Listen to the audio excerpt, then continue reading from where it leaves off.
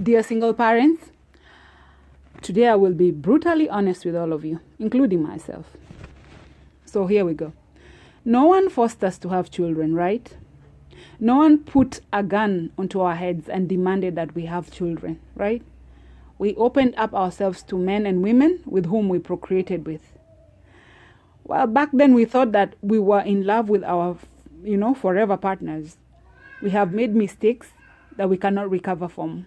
We have trusted people who had no business being in our lives. We have physical and emotional scars to show for our foolishness and our lack of self-discipline. Now, some of us have, we live in regret daily, in pain, in turmoil, because we cannot turn back the hand of time. Even if we tried, the damage is already done. But our children remain with us forever, a constant reminder of the decisions we made in the past, some bad and some worse.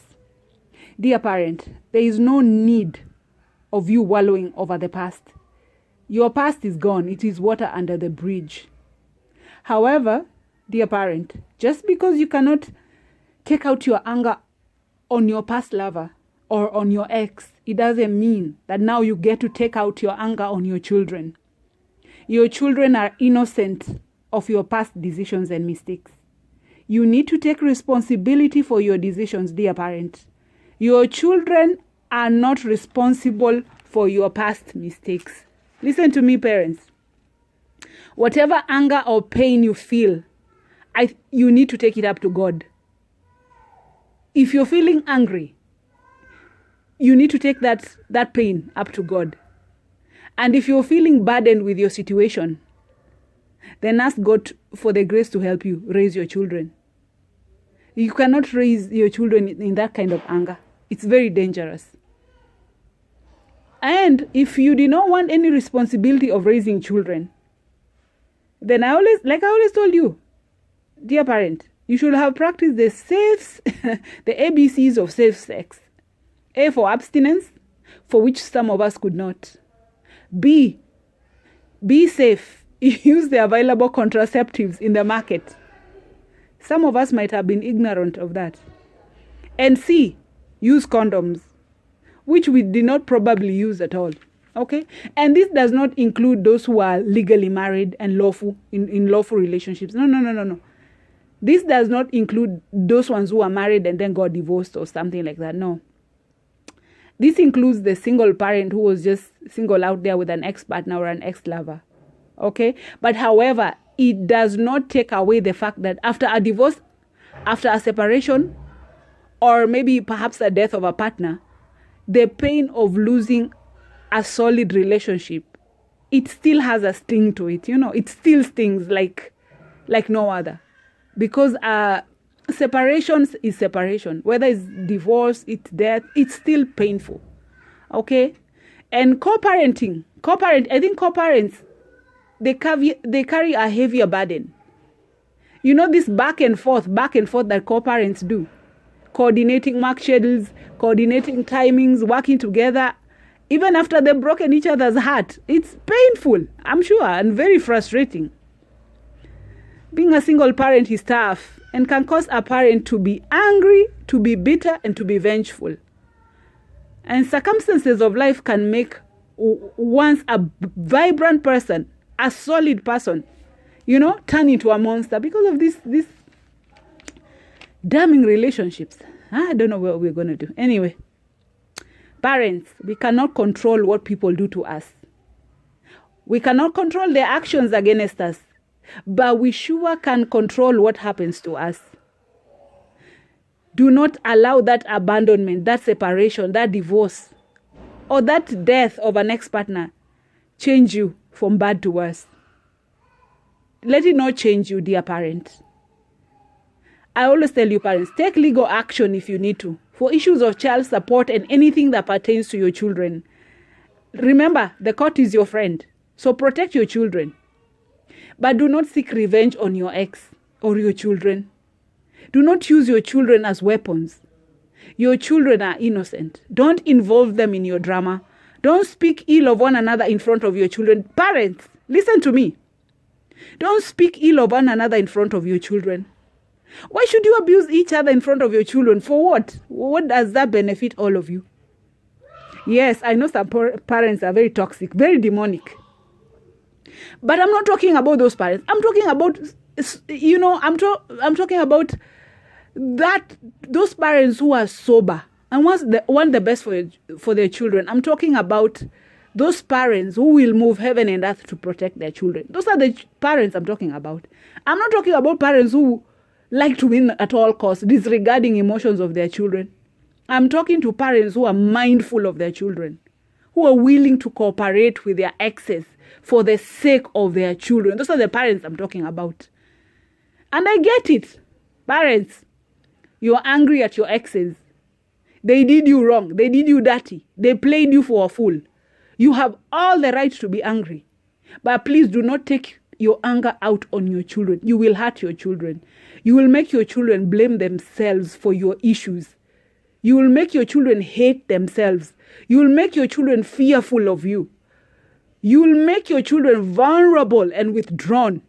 If you keep this animosity between you and your ex, you let it play out around your children, you know you will kill the emotions of your children.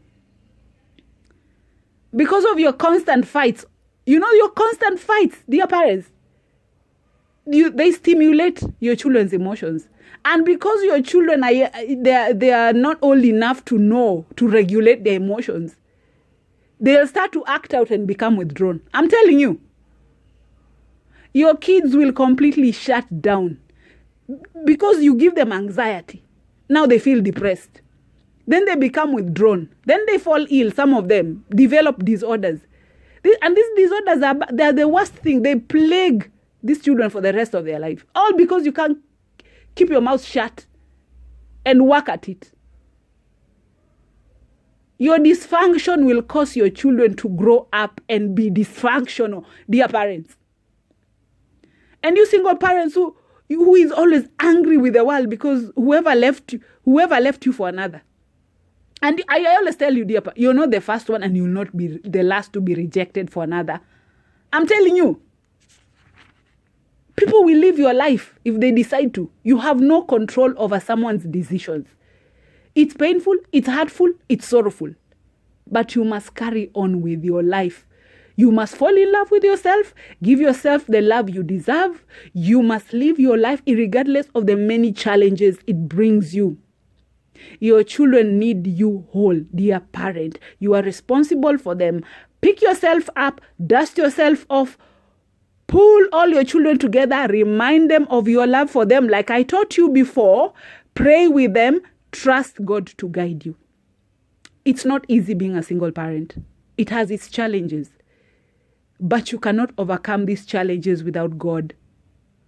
God has to be the center of this battle. And you must engage God in the life of your children. Always, every day, take time to engage with God. Build a relationship with Him. Confide in Him. Ask Him for help. He will always come through for you. There's a Bible verse in Isaiah 41 verse 10. Listen, parents. And I need you to go and meditate on this one. Isaiah 41 verse 10. It says, and this is my favorite scripture, that any of you parents, you shall have to make plan to choose, swallow, and meditate on it. Honestly. Isaiah 41:10, it says, fear not. Listen, parent. Fear not, for I am with you. Be not dismayed, or be not afraid, for I am your God. I will strengthen you. Yes. I will help you. Yes. I will hold you with the right hand of my righteousness. This is God now talking. Let me repeat that. It says, Isaiah 41:10, it says, fear not, for I am with you. Be not afraid, for I am your God. I will strengthen you. Yes. I will help you. Yes. I will hold you with the right hand of my righteousness. That is what God is saying. And this is His promise to you, dear parent. He says, do not fear, for He is with you. He says, do not be dismayed or do not be afraid, for He is your God. He says, I will strengthen you. I will help you. That is what God is saying. He also says, I will uphold you with the right hand of my righteousness, or my righteous right hand. That is his hand of justice, power, victory, and salvation.